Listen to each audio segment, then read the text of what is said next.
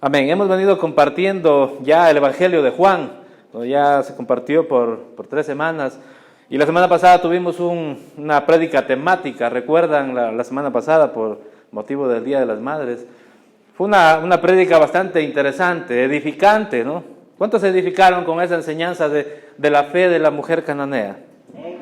Amén. Qué bueno escucharles con fuerza. Parece que han venido desayunando, ¿no? Y los que no han desayunado, tengan paciencia, al final de la reunión va a haber ese rico refrigerio como siempre lo hay. En verdad es edificante porque vemos cómo esta mujer reconoce quién es Jesús y reconoce su autoridad y su poder, y hacia Él va a pedir aquello que solo Él puede hacer. Es edificante, totalmente maravilloso lo que el Señor puede hacer. Pues bien, en esta mañana vamos retomando ya la predicación expositiva, verso a verso, y estamos en el capítulo 2, ¿no? En la segunda parte del capítulo 2 del Evangelio de Juan, ¿no? Y vamos a ir lo que corresponde en esta mañana, y el tema seguramente ya vieron el posteo en Facebook de lo que hoy se va a compartir, y es acerca de la purificación del templo. Vamos a tomar desde el versículo 12, vamos a empezar leyendo desde el versículo 12.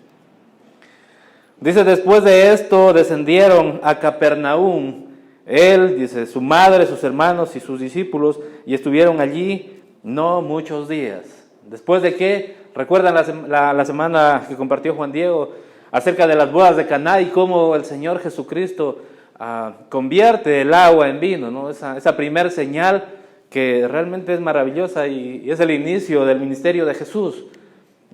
Realmente es algo privado, es algo que el Señor no quiere que se dé mucho a conocer, porque recuerdan cómo le habla a su madre, a María, le dice: ¿qué tienes contra mí, mujer? Todavía no ha llegado mi hora, ¿no? Todavía no era su hora, pero ya empezó desde ese momento el ministerio de Jesús, haciéndose visible a través de ese milagro, de esa señal en las bodas de Caná. Bien, nada más quiero poner un poquito de contexto acerca del Evangelio de Juan, hacerles notar que este Evangelio dista de muchos años, de mucho tiempo con los otros Evangelios, ¿no?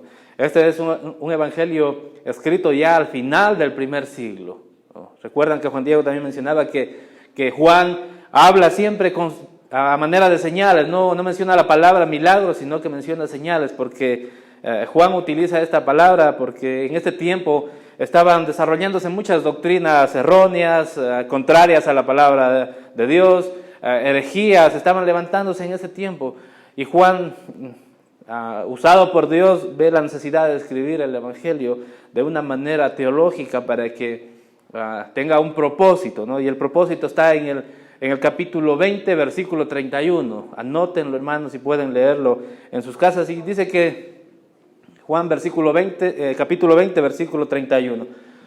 Y dice ahí en esa parte, en esa fracción de la Biblia, que estas cosas fueron escritas, ¿no? Que el Evangelio de Juan nos muestra, fueron escritas para que creamos que Jesús es el Cristo, el Hijo de Dios, y para que creyendo en Él tengamos vida o tengáis vida en su nombre.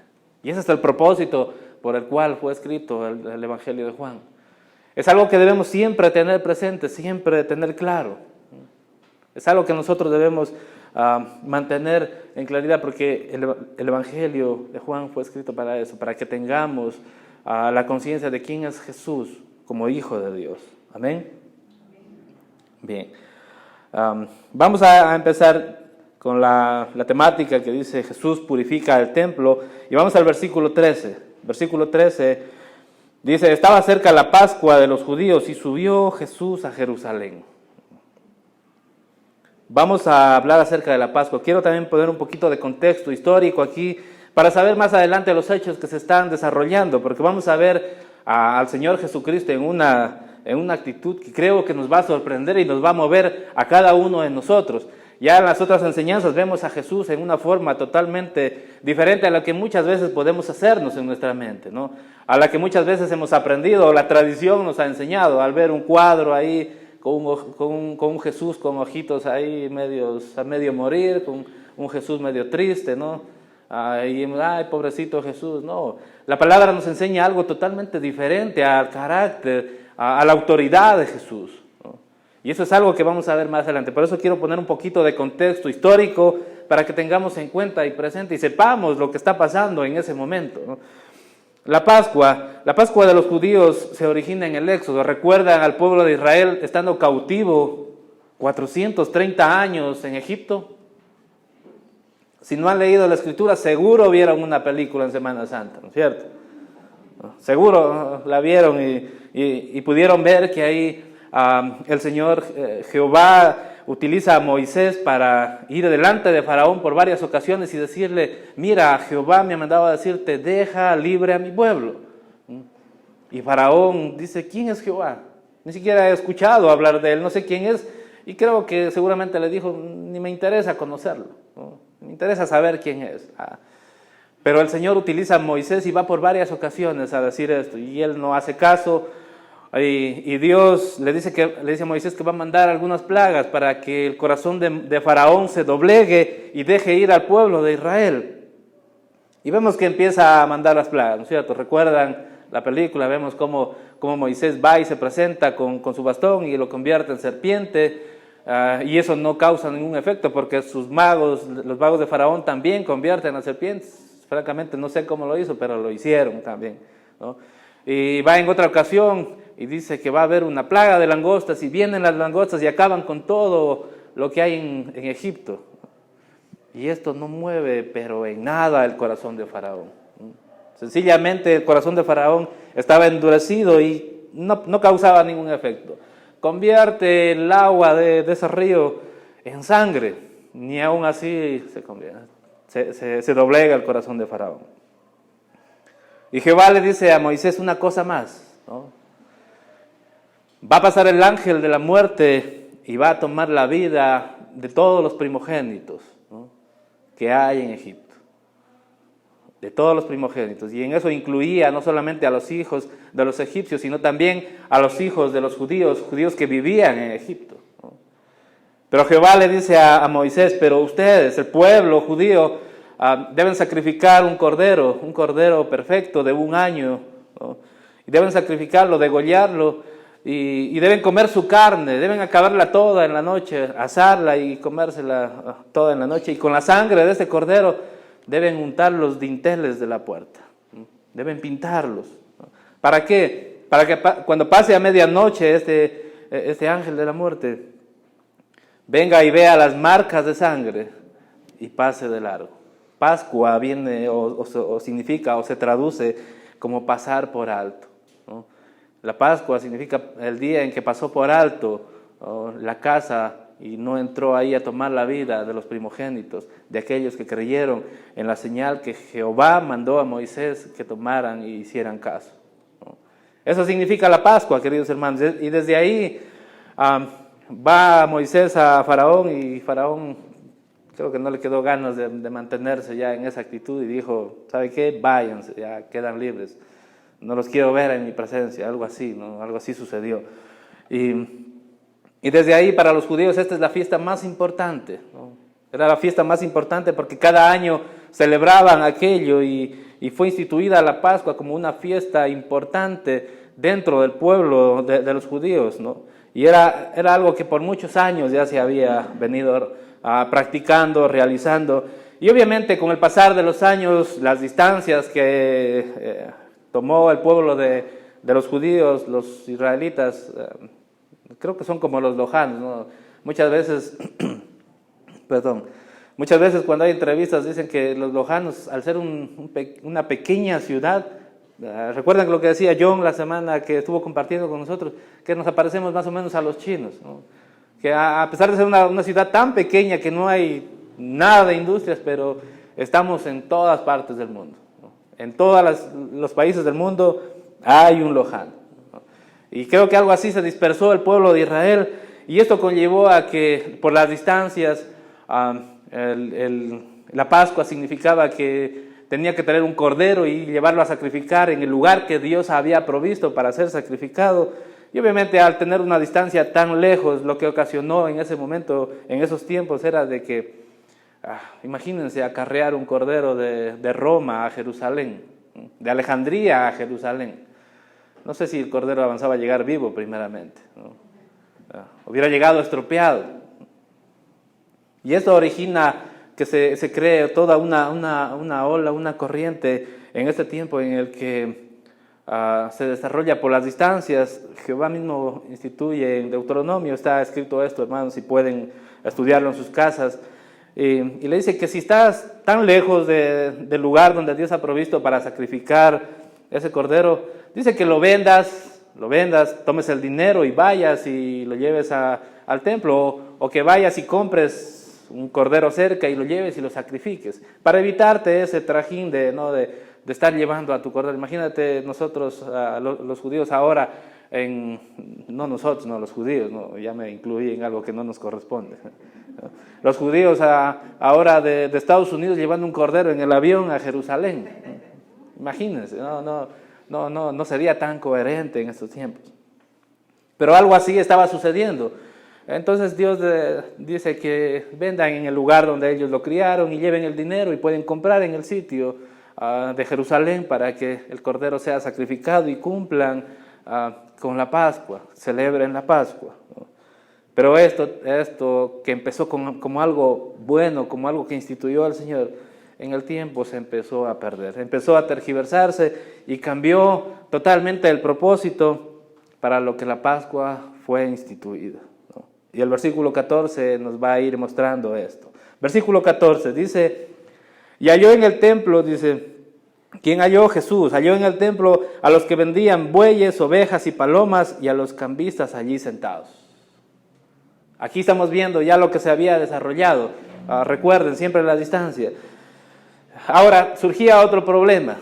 Si estaban en Roma, obviamente ellos manejaban una moneda diferente a la que en el templo de Jerusalén se manejaba. Y cuando llegaban a comprar a lo mejor ese cordero que querían para sacrificarlo, se iban a encontrar que, no sé, cuando ustedes han viajado al Perú, sé que todos viajamos alguna vez, nuestra moneda allá casi no sirve mucho, ¿no? Tenemos que utilizar una casa de cambio para poder cambiar nuestro dinero al dinero de ellos y poder realizar las compras o lo que queramos hacer. Algo así estaba sucediendo en ese tiempo. Si venían de Roma o si venían de otra ciudad y tenían otra moneda, los sacerdotes ahí o los encargados de recibir aquello, o los que estaban haciendo el negocio de la venta de las ovejas y de los bueyes, decían: mira, aquí dentro del templo se maneja el dinero que el templo ha autorizado, así que allá hay una mesita de cambistas donde puedes cambiar tu dinero que traes por el dinero que se acepta aquí en el templo, ¿no? Y obviamente podemos ver, no sé si ustedes pueden ver, queridos hermanos, como dije hace un momento, cómo cambió totalmente el propósito para el que fue instituido la Pascua y empezó a desarrollarse un monopolio, ¿no? Un negociado aquí en el templo de Dios. Deja ver entre luces cómo estos sacerdotes, cómo estas personas encargadas en que eran los mediadores, aquellos que tenían que encargados de hacer que se restablezca la relación del hombre con Dios, habían dejado abandonando el llamado que Dios les había dado para dedicarse a este negocio. Porque si alguien tenía que autorizar o comprobar que el cordero era puro y sin defecto, era el sacerdote. Era él el encargado de comprobar. Y eso nos hace ver de que ellos eran los mismos que habían autorizado que en la parte del templo se utilice para que pongan ahí, no sé, como un establo de ovejas, de bueyes, de palomas, ¿no? A un lado y a otro lado la mesita de los cambistas, de aquellos que estaban listos para cambiar el dinero. Y obviamente estaban listos para recibir jugosas ganancias por ese negocio. Y Jesús llega y ve todo esto, ¿no? Y ve cómo se estaba dando este negocio. Mira el versículo 15. Dice: y haciendo un azote de cuerdas, echó fuera del templo a todos, y a las ovejas y los bueyes, y esparció las monedas de los cambistas, y volcó las mesas. El versículo 16 dice: y dijo a los que vendían palomas: quitad de aquí esto, y no hagáis de la casa de mi padre casa de mercado.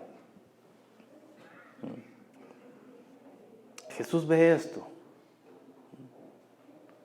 Jesús ve lo que está ocurriendo en el templo, en el lugar donde, más o menos el templo tiene unos espacios, pero el templo, en el lugar donde estaban ubicados estos animales y estas mesas de los cambistas, dice que es el lugar donde debía ser ocupado para que la palabra del Señor sea enseñada a todo aquel que quiera escuchar la palabra de Dios, ¿no? Y aquellos gentiles que no eran judíos, pero que querían escuchar la palabra de Dios, querían escuchar lo que Dios tenía para ellos. Ese era el lugar, pero ese lugar cambiaron ellos la función y en ese momento estaba utilizándolo para este mercadeo, ¿no? Para esta venta de animales para los sacrificios. Y noten la actitud de Jesús, ¿no? Por eso les decía hace un momento, dista mucho de aquello que nosotros podíamos haber creído, ¿no? Y de lo que muchas personas creen, Diosito es bueno, es que Diosito es tan bueno que me perdona todo, ¿no? Diosito, Diosito, Diosito. Ese es el Dios que muchos tienen en sus mentes, porque es un Dios intelectual, que sus mentes lo han desarrollado. Pero Jesús dice, y haciendo un azote de cuerdas echó fuera del templo a todos. Nuevamente, si alguno ha visto alguna película de esas, podemos ver cómo Jesús entra en el templo y echa o voltea las mesas, ¿no? A lo mejor yo lo explico de una manera así tan suave, pero si podemos trasladarnos a esa fracción de la palabra, podemos imaginarnos la actitud de Jesús en ese momento. Podemos ver que Él viene y ve que el lugar donde tenía que ser utilizado para hacer casa de oración, lugar de predicación, estaba convertido en un mercado total. Él se enfurece, Él se enoja, ¿no? No lo dice aquí, pero creo yo que pasa así, de esa forma.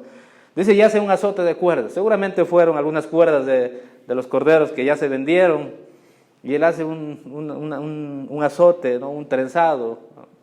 Aquí nosotros lo conocemos como chicote. ¿Quién no ha sido corregido con eso, hermanos? No ha sido transformado realmente.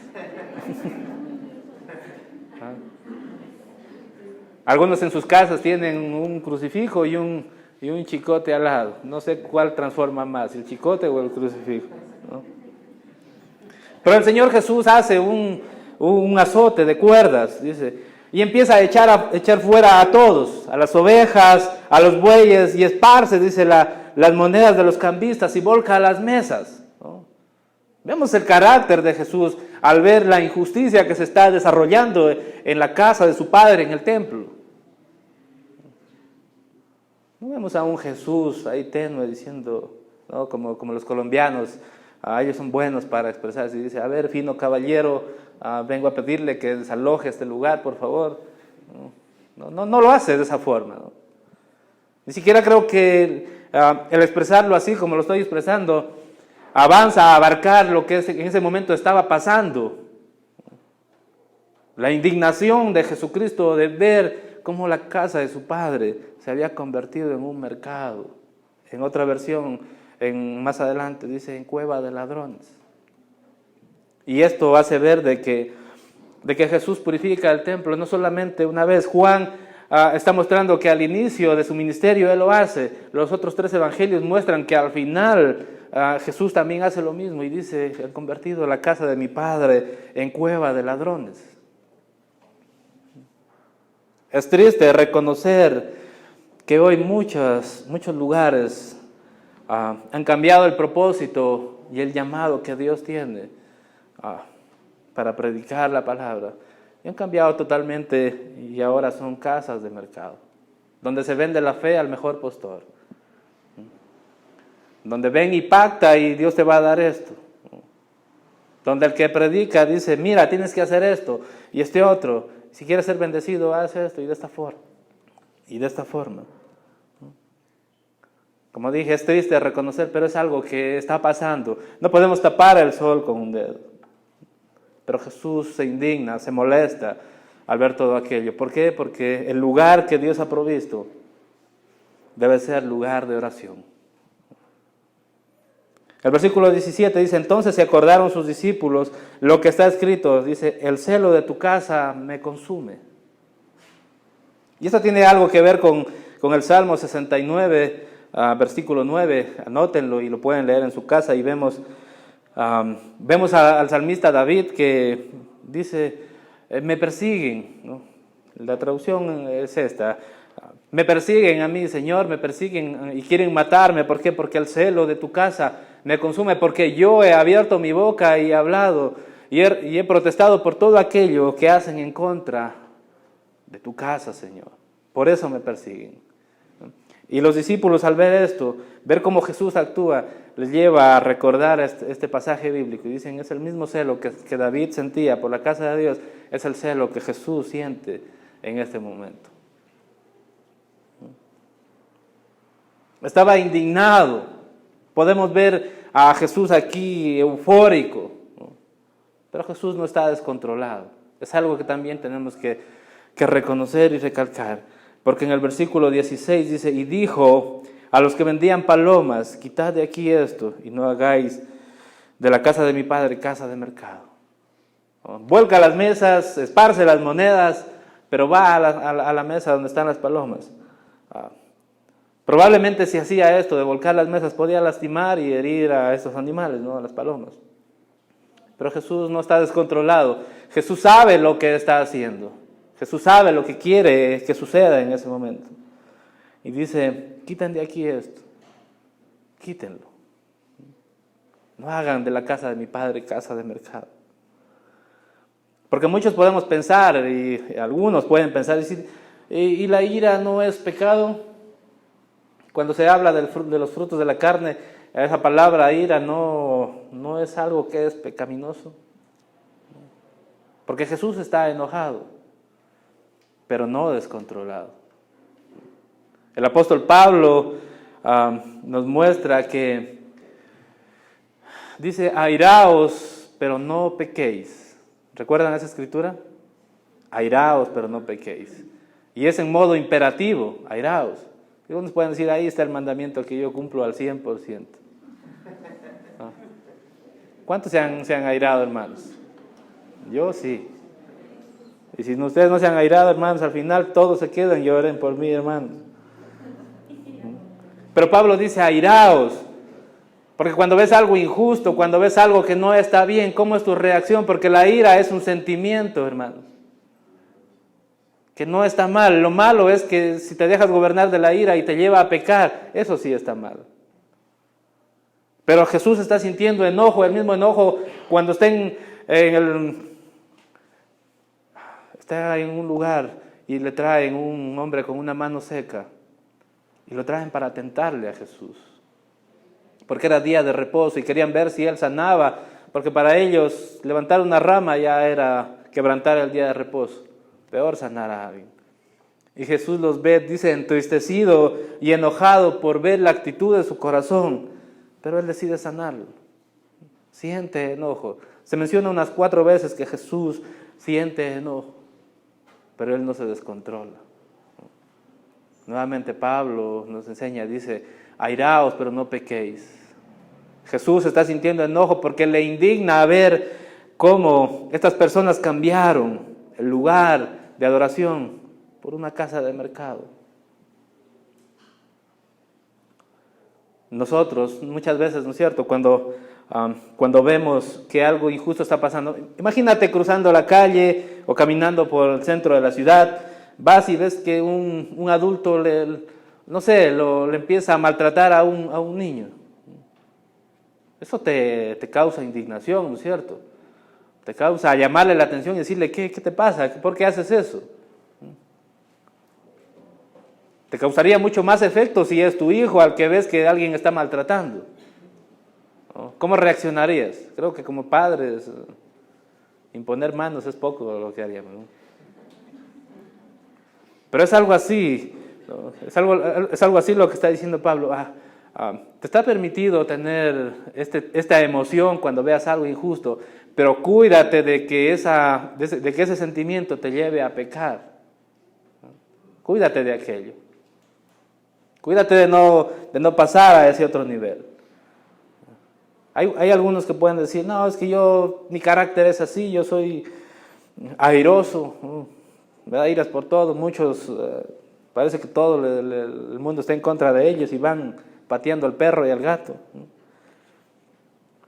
Pablo nos enseña que Ok, podemos sentir esa emoción, pero si vemos que esa emoción, ese sentimiento nos puede llevar a pecar, tienes que echarle un freno de mano a esa emoción y no sé, y callarte y mantenerte en paz por esos momentos para que cuando tengas la capacidad de actuar de la manera correcta, lo hagas.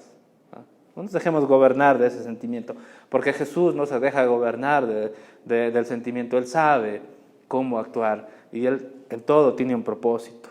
Amén.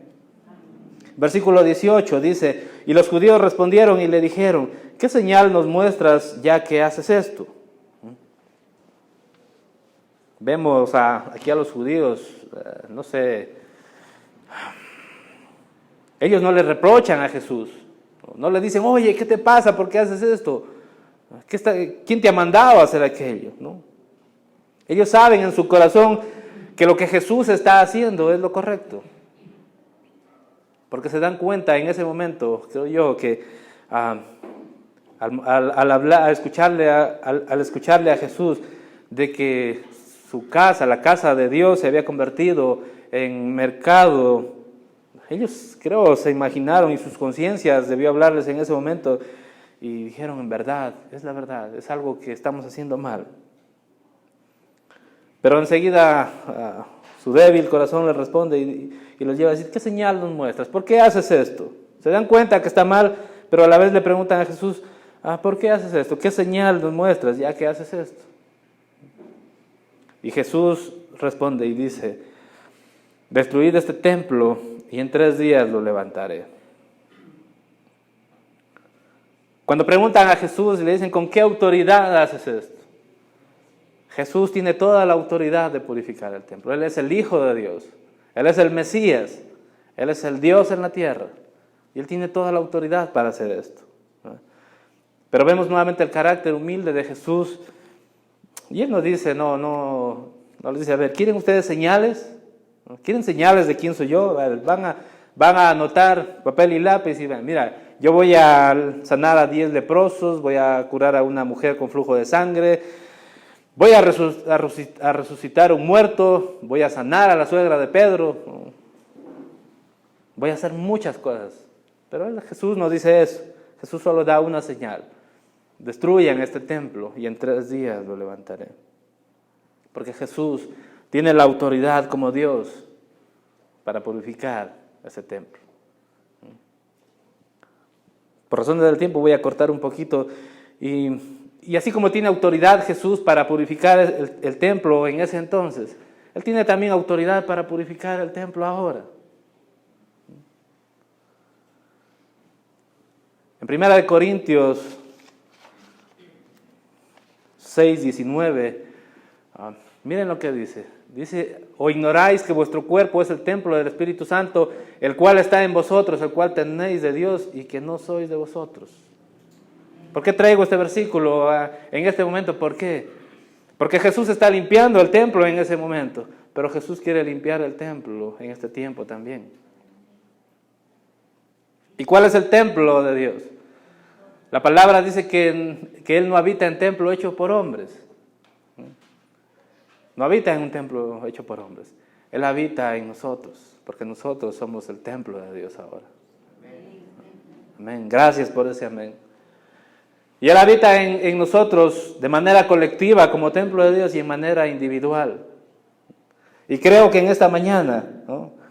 Si no te me estás durmiendo, creo que estamos conectados, estamos enchufados en lo que el Señor está hablando. El Señor quiere limpiar nuestro cuerpo. ¿Recuerdan las bodas de Caná? Él transforma el agua en vino. Él ha transformado nuestras vidas. De vidas muertas en delitos y pecados, Él ha transformado nuestras vidas a tener vida eterna. Dice, yo he venido para que tengan vida y para que la tengan en abundancia. Y Él transforma nuestras vidas. Pero no solamente quiere transformarnos, sino también quiere limpiarnos. Quiere limpiar nuestra vida, nuestro templo, el templo de Dios. Porque muchas veces la religión puede estar haciendo que esas mesas de mercado se estén instalando en nuestras vidas. Y eso es lo que está hablando. Créanme, el día de ayer habló fuerte a mi corazón, porque muchas veces podemos estar aquí congregados domingo a domingo, pero pueden haber muchas mesas en nuestro corazón. Puede haber muchas mesas en este templo donde debe habitar Dios. Y pueden estar ocupando los tiempos que deben ser tiempos de oración. Recuerdan, les decía, el templo es el lugar donde estaba ocupado por animales, por ovejas, por bueyes. Era un lugar donde estaba dedicado a la oración y a la enseñanza de la palabra. Hoy muchas veces podemos estar permitiendo que esas mesas estén instalándose en nuestro corazón. No sé si puedas identificar qué mesa puede estar instalada en tu corazón, en tu vida, que es aquello que te está impidiendo dar gloria y reverencia a Dios de la manera correcta. Y el llamado es ese. Dios quiere purificar el templo. ¿Y por qué lo quiere hacer? Porque no somos de nosotros mismos. Nosotros fuimos, ¿qué dice? Pagados a precio. ¿Qué precio? Precio de sangre, ¿no? Nuestro pecado fue tan grande que tuvo que morir el Señor Jesucristo para que nosotros pudiéramos ser perdonados. ¿Qué precio que tuvo nuestro pecado? Y yo realmente al ver esto, al ver esta enseñanza, yo quiero que Jesús, no solamente una vez, 2, 3 o 4, o las veces que sean necesarias, Jesús venga a echar fuera todo aquello que en mi vida no debe estar. Aquello que en mi vida está ocupando un lugar para lo que no fue destinado. El templo de Dios fue diseñado para eso, para oración. Nosotros fuimos enseñados ¿para qué? ¿Diseñados para qué, hermanos? Para glorificar a Dios, para buenas obras, ¿no?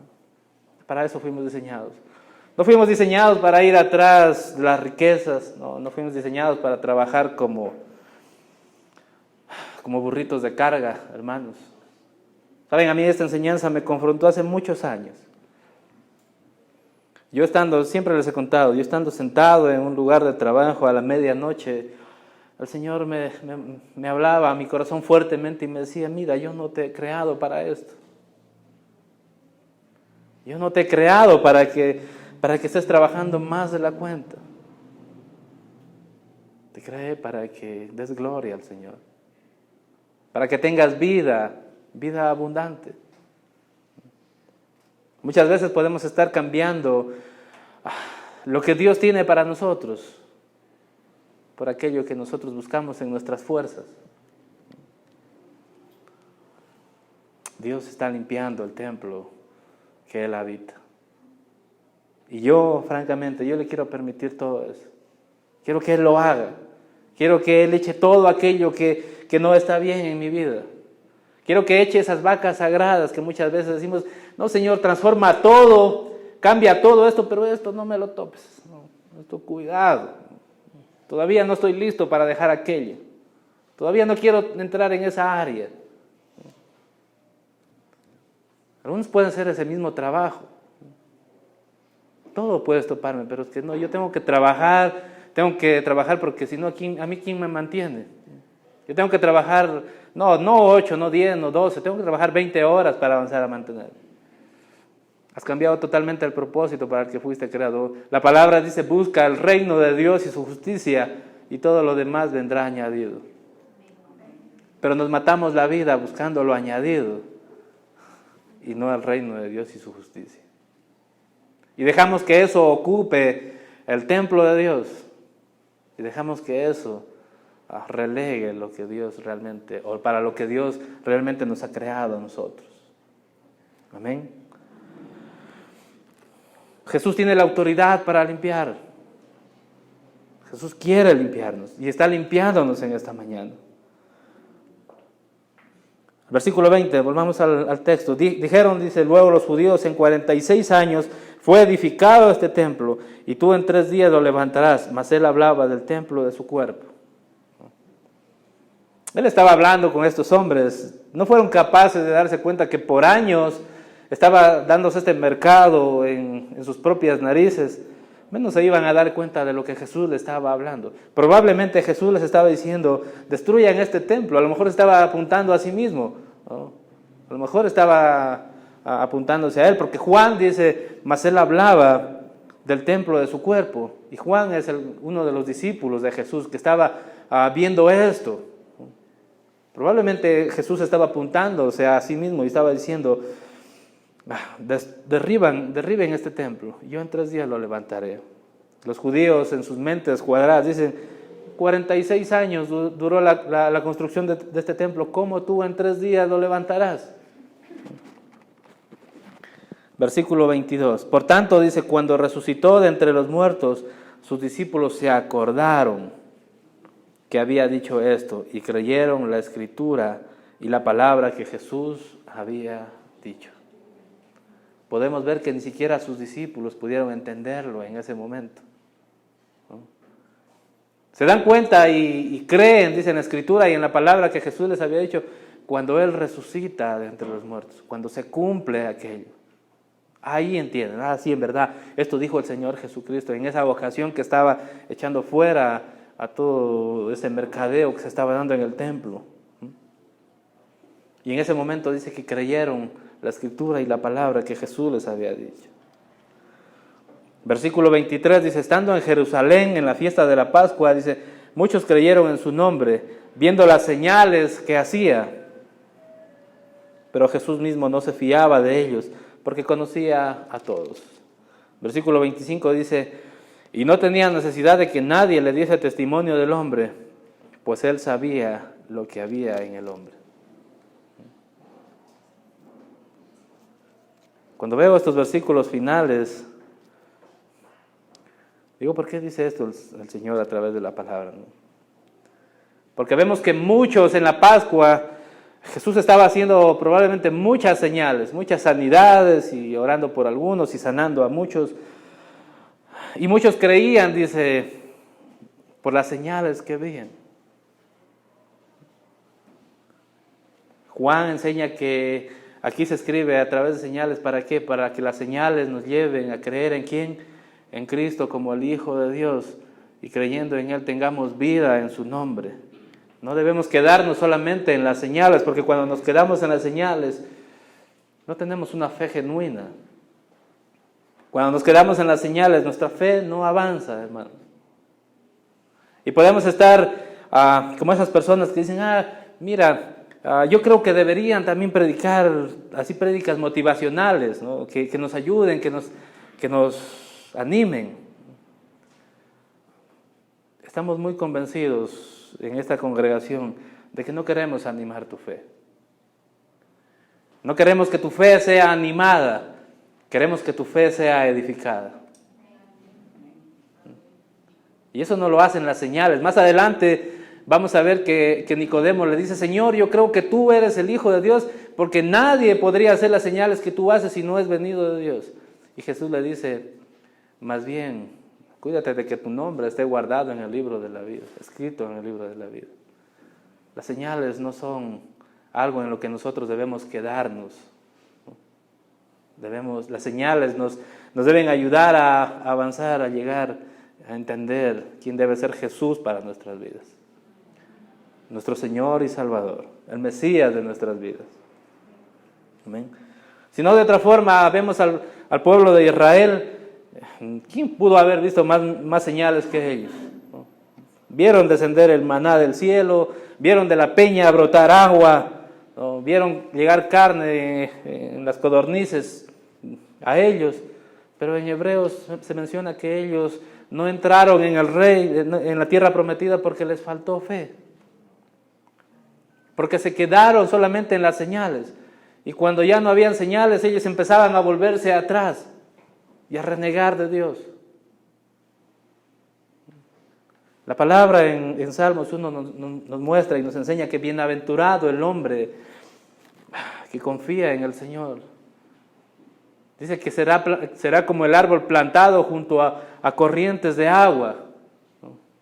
Que no se secará y que en su tiempo dará fruto. Las señales no debemos permanecer solamente en querer ver señales, porque así como el árbol da fruto en su tiempo, en invierno no hay un árbol que dé fruto, siempre lo hacen en primavera. Así pueden haber muchos tiempos para nosotros también, tiempos en los que no puedan haber señales, pero nuestra fe puesta en Jesucristo nos lleva a mantenernos día a día como creyentes, como cristianos, como hijos de Dios. Amén.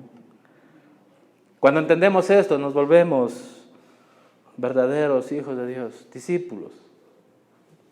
Y esto me lleva a un versículo que realmente siempre lo enseñamos, ¿no? Lo estamos mencionando. Dice, la mies es mucha, los obreros pocos.